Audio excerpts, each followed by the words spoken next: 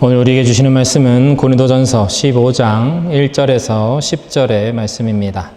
고린도전서 15장 1절에서 10절의 말씀, 하나님의 은혜라는 지하의 말씀으로 함께 말씀을 나누고자 합니다. 저 여러분 한 절씩 교독하여 읽겠습니다. 제가 먼저 1절을 읽겠습니다. 형제자매 여러분, 내가 여러분에게 전한 복음을 일깨워 드립니다. 여러분은 그 복음을 전해 받았으며 또한 그 안에 서 있습니다.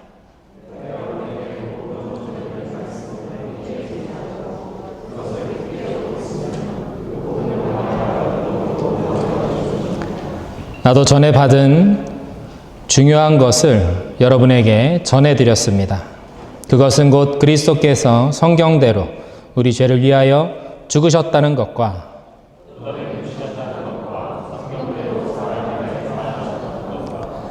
게바에게 나타나시고 다음에 12제자에게 나타나셨다고 하는 것입니다.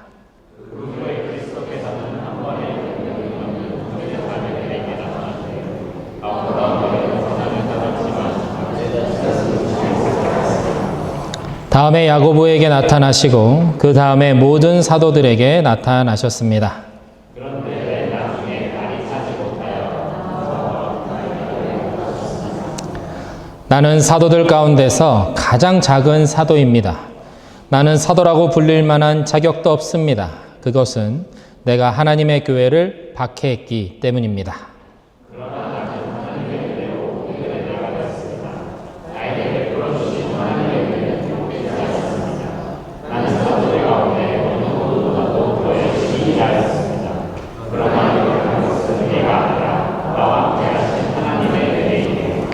아멘.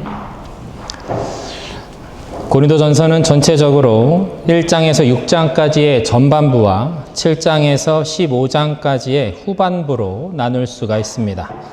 전반부인 1장에서 6장까지는 고린도 교회의 분쟁과 도덕적 무질서에 대한 사도 바울의 책망과 훈계의 내용을 담고 있다면 7장부터 15장까지 후반부는 고린도 교회가 겪고 있는 신앙생활의 중요한 문제점들에 대한 바울의 목회적 답변을 담고 있습니다. 바울은 이제까지 결혼, 우상에 바쳐진 제물, 공적인 예배에 대한 문제 등을 복음적인 관점에서 조망하고 다루면서 마지막으로 복음의 핵심이 되는 부활에 대해서 이야기합니다. 바울이 여기서 부활의 문제에 대해 다루고 있는 이유는 고린도 성도들 사이에서 이 부활에 대한 논란들이 있었기 때문입니다. 당시 그리스 지역을 사로잡고 있었던 헬라 철학은 영혼과 육체를 나눠서 보는 영지주의가 대세였습니다. 이 영지주의에서는 영혼은 선하지만 육신은 악하다라고 보는 관점이 있었습니다. 시간이 지날수록 이러한 의견은 점점 더 강해져서 육체와 세상의 물질들을 악한 것으로 사람들은 여기게 되었습니다. 이러한 세상의 철학의 영향은 어김없이 교회 안에도 영향을 미쳤습니다. 하나님은 믿지만, 예수님의 십자가의 죽으심은 믿지만 육신의 부활에 대해서는 회의적인 사람들이 있었습니다. 육신은 악한 것이기에 부활의 영광에 참여할 수 없다라고 여겼기 때문입니다. 복음은 하나님의 아들 예수 그리스도께서 이 땅에 사람의 모습으로 오셔서 십자가를 지시고 죽으시고 약속하신 대로 부활하심으로 우리 모든 죄가 탕감되었다라는 사실입니다. 복음은 말 그대로 죄인으로 태어나서 죄인으로 죽어서 영원한 형벌에 처해질 수밖에 없는 우리들에게 들려온 일방적인 기쁨의 소식입니다. 예수 그리스도가 나의 죄를 대신해서 죽으시고 부활하심으로 그 일을, 그 약속을 이루셨다라는 것이죠. 그러므로 복음은 예수입니다.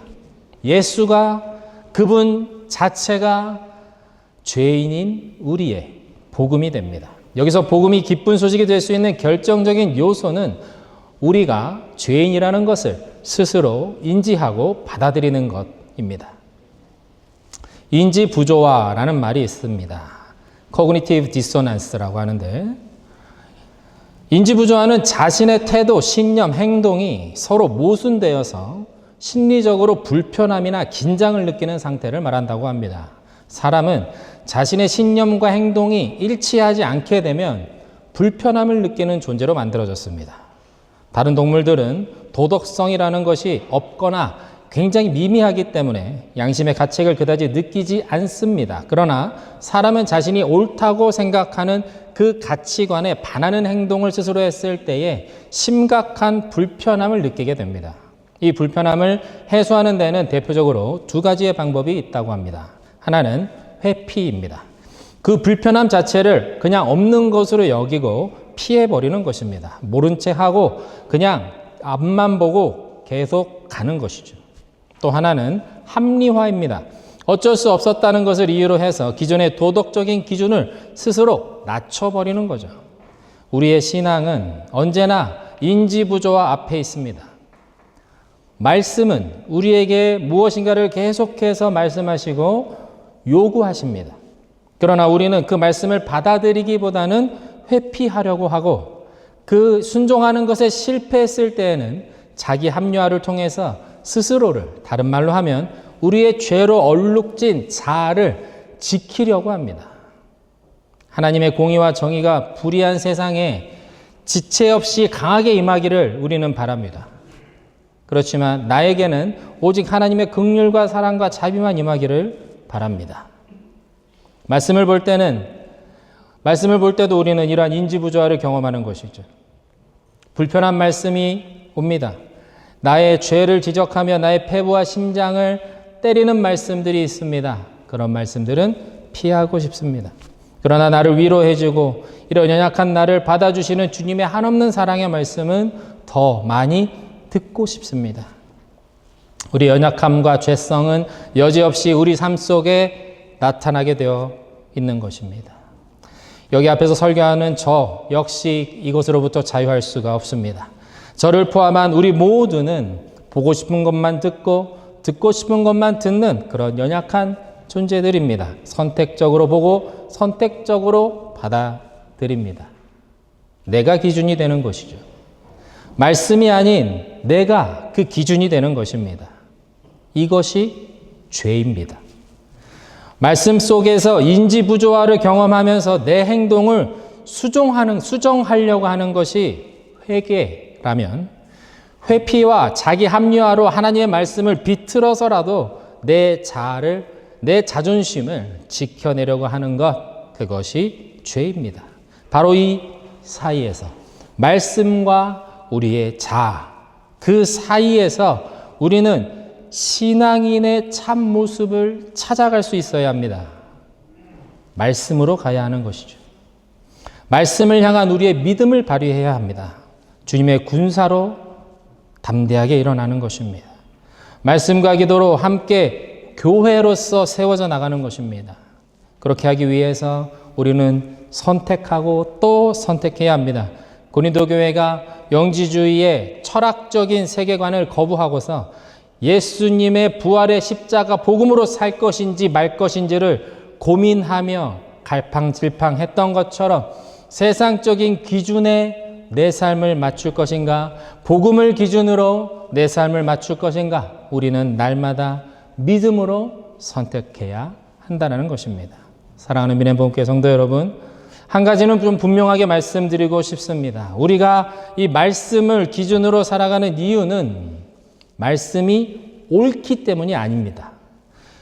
옳은 말하는 책은 세상에 넘치고 넘칩니다. 더 지혜롭고 더 날카롭고 더 문장이 유려하고 지적인 호기심을 자극하고 깨달음에 이르게 하는 책들, 그런 책들은 세상에 너무나도 많이 있습니다.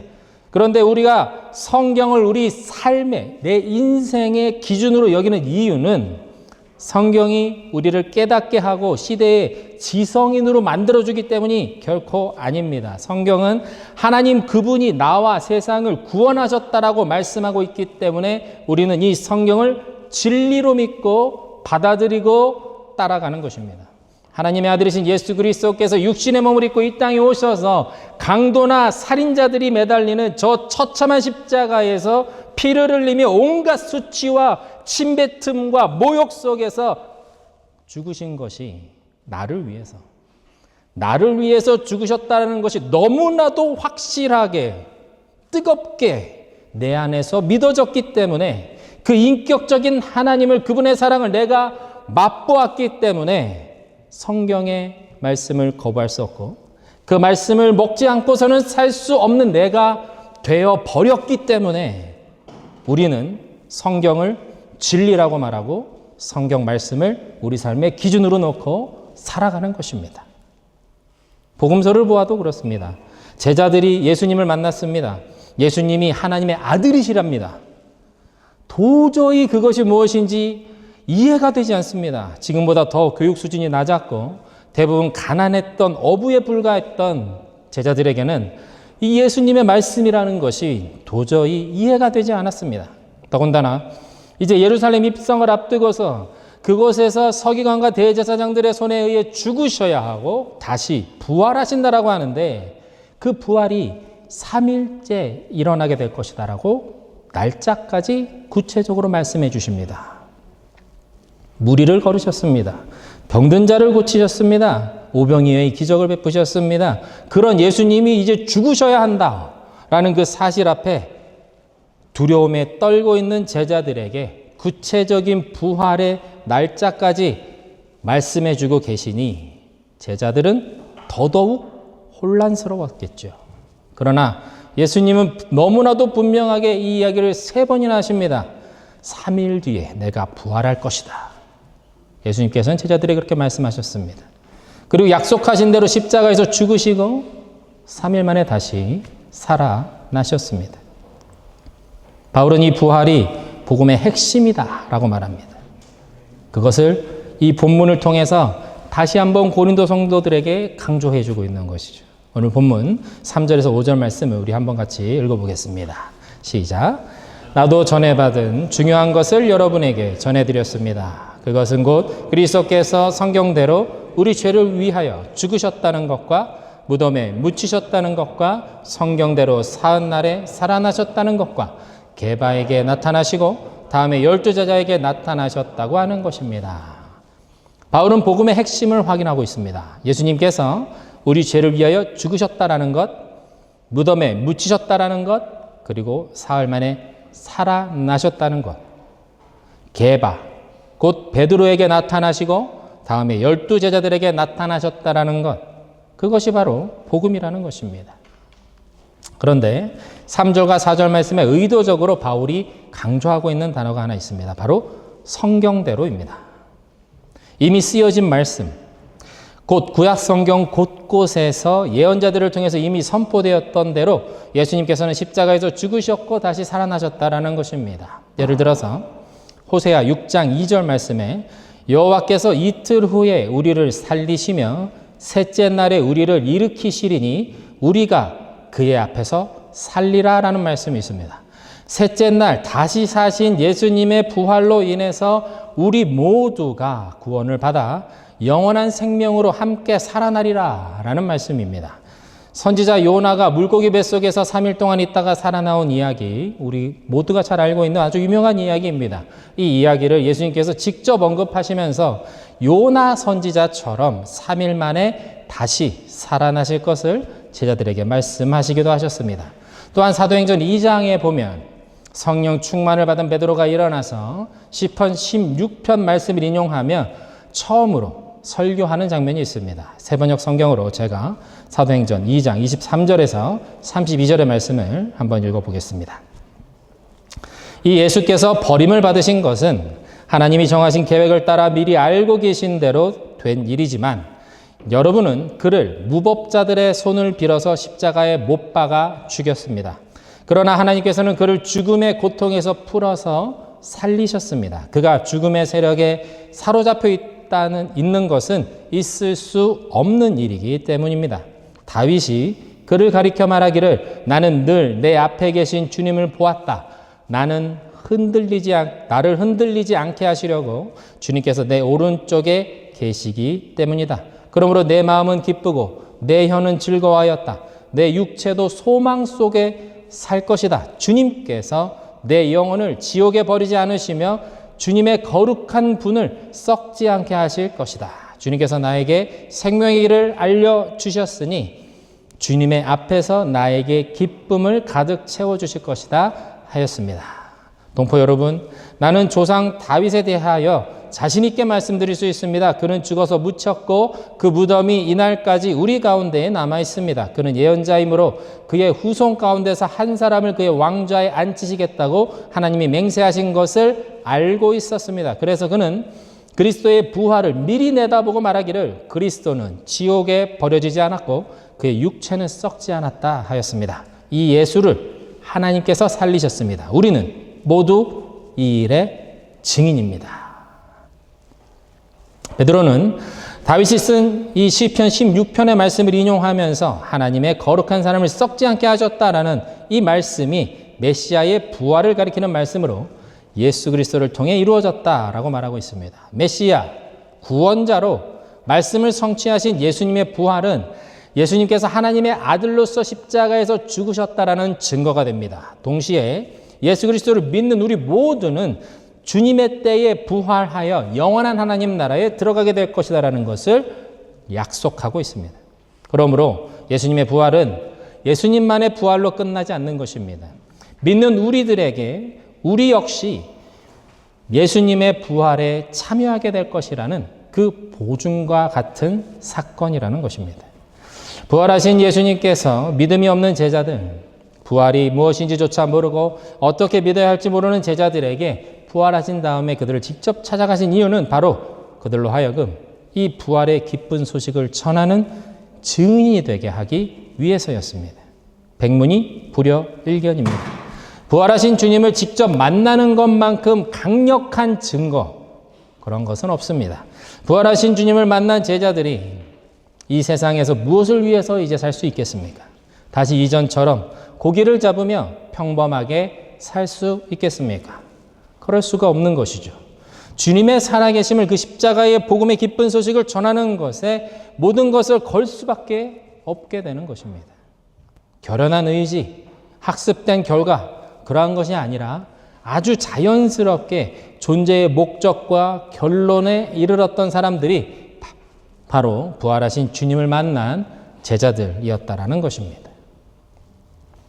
바울 역시 그렇게 부활하신 예수님을 만남으로 변화되었다라고 말합니다. 그러나 자신은 교회를 박해했다라는 이 점 때문에 예수님의 제자라고, 사도라고 불릴 만한 자격이 없다라고 고백하고 있습니다. 오늘 본문 8절에서 9절 말씀을 한번 같이 읽겠습니다. 시작. 그런데 맨 나중에 다리 차지 못하여 난 자와 같은 나에게도 나타나셨습니다. 나는 사도들 가운데서 가장 작은 사도입니다.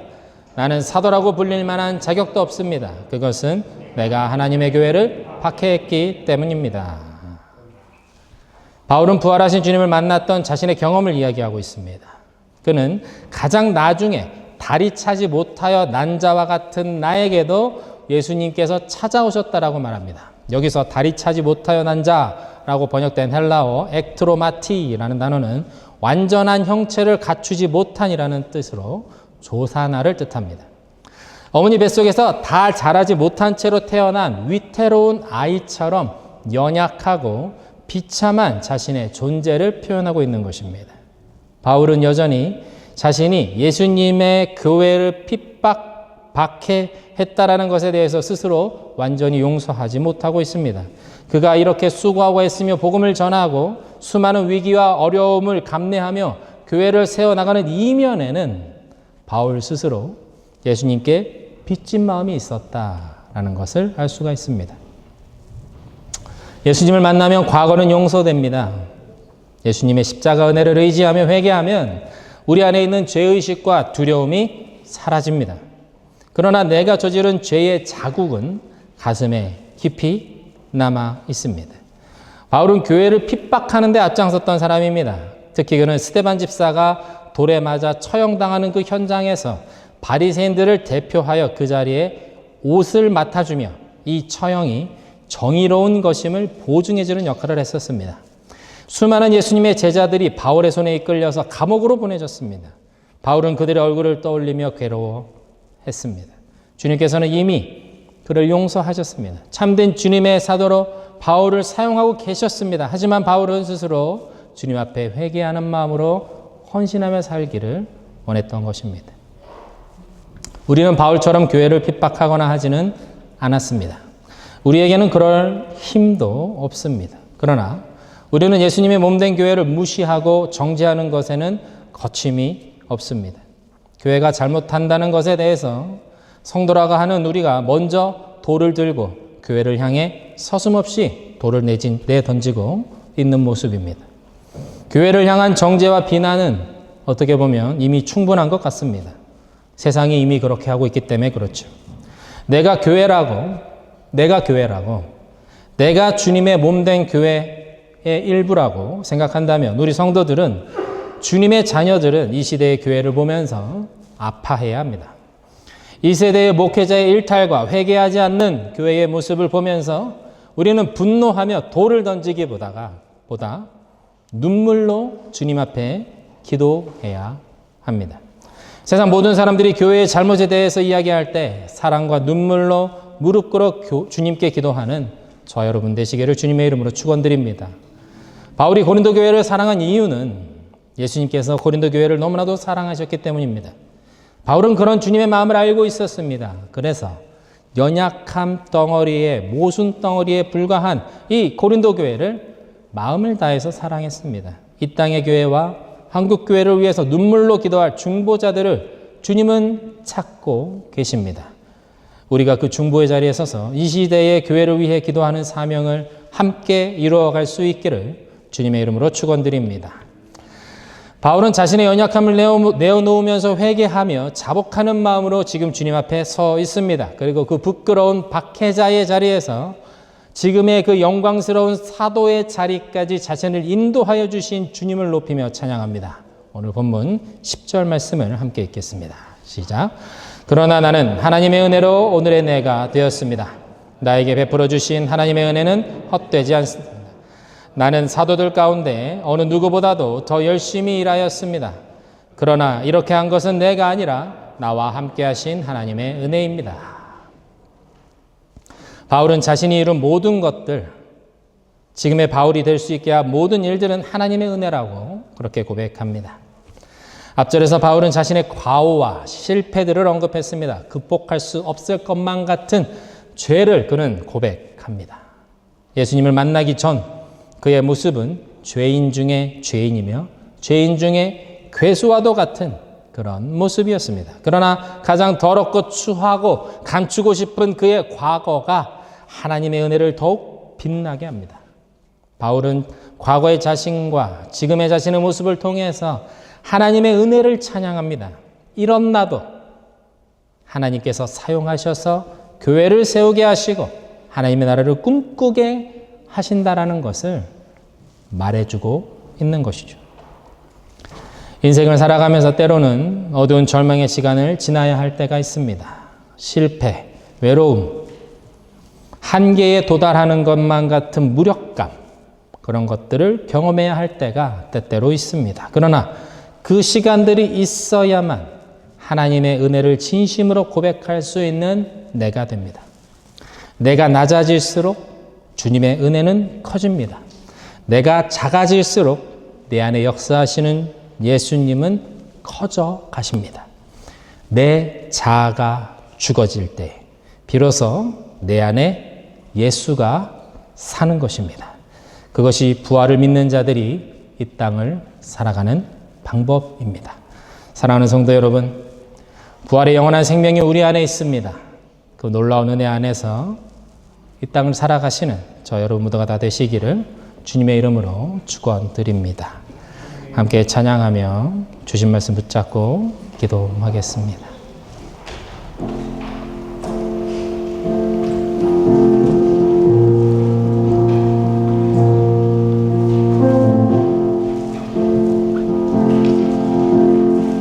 나를 지으신 이가 하나님, 나를 지으신 이가 하나님, 나를 부르신 이가 하나님, 나를 보내신 이도 하나님, 나의 나 된 것은 다 하나님 은혜라. 나의 달려갈 길 다 가도록, 나의 마지막 호흡 다 하도록, 나로 그 십자가 품게 하시니, 나의 나 된 것은 다 하나님 은혜라. 한량없는 은혜, 한량없는 은혜,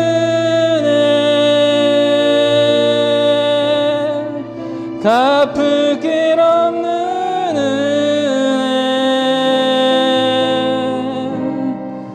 내 삶을 애워싸는 하나님의 은혜.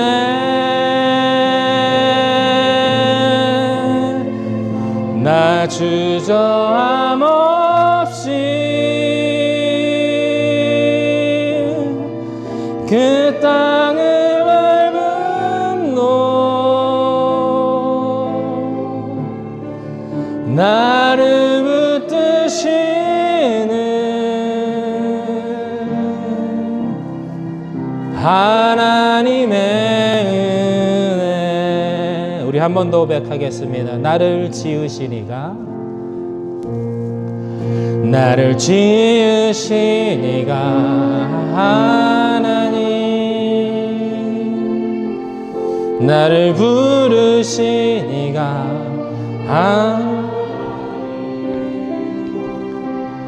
나를 보내시고,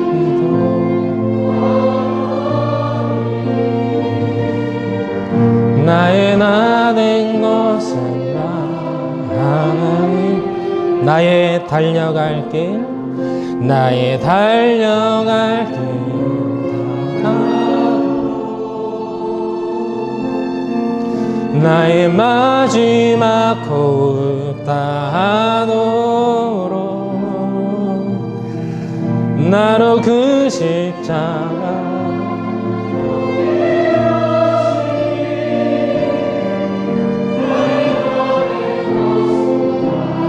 하나님 은혜라. 한량없는 은혜, 갚을 길 없는 은혜, 내 삶을 애워싸는 하나님의 은혜. 나 주저함 없이 그 땅을 밟음도 나를 웃으시는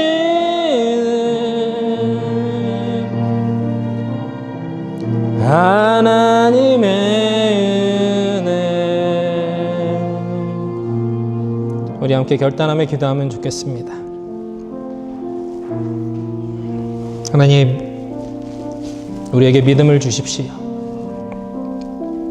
예수 그리스도의 부활을 믿는 내가 영원한 생명을 얻어 부활에 이를 것을 내가 믿기를 원합니다. 그 믿음을 내가 선포하며 나가길 원합니다. 부활의 영광에 참여하는 자가 될 것을 내가 믿습니다. 주님, 믿음 없는 나를 긍휼히 여겨주십시오. 믿음이 없어서 세상에 지지 않게 해주십시오. 믿음이 없어서 주님이 우리에게 허락하시는 은혜에서 그 은혜를 누리지 못하는 자들이 되지 않게 하여 주십시오. 참된 복음의 빛 안에서 살아가는 것이 무엇인지 알게 하시고 그 부활의 능력으로 죄와 사망을 이기며 승리하는 우리 모두가 되게 하여 주십시오. 그러한 내가 되게 하시고 우리 가정이 되게 하여 주시옵소서. 우리 다 같이 말씀 붙잡으며 주님의 이름 한 몸으로 한번 기도하겠습니다. 주여. 주님 감사합니다. 주님 이 말씀을 붙잡으며 나아갑니다. 하나님 나를 붙잡으시고 인도하신 그 은혜를 사모하며 나아갑니다. 주님께서 붙잡으시고 나를 새롭게 하시고 온전케 하심으로 하나님 내가 여기 서 있습니다.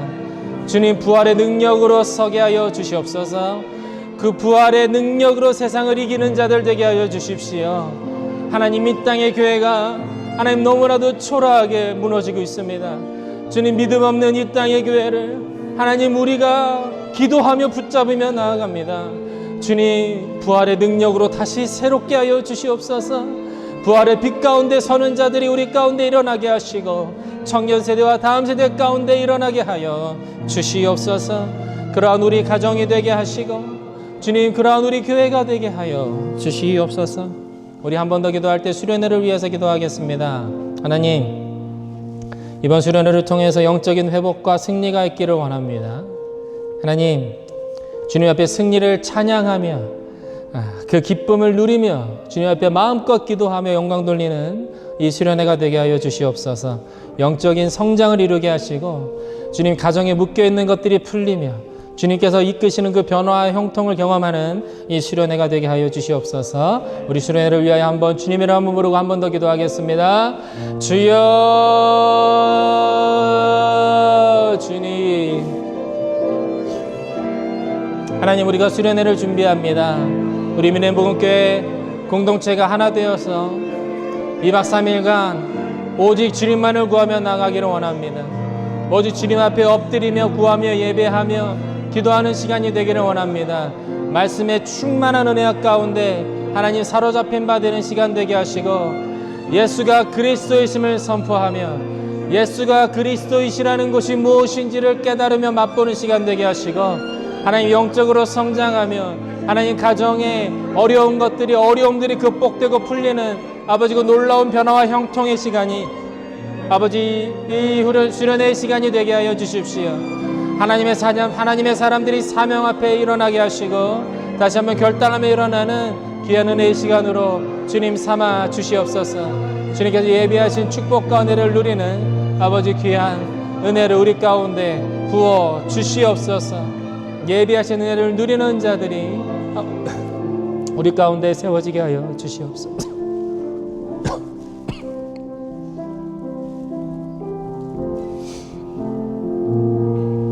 하나님 감사합니다.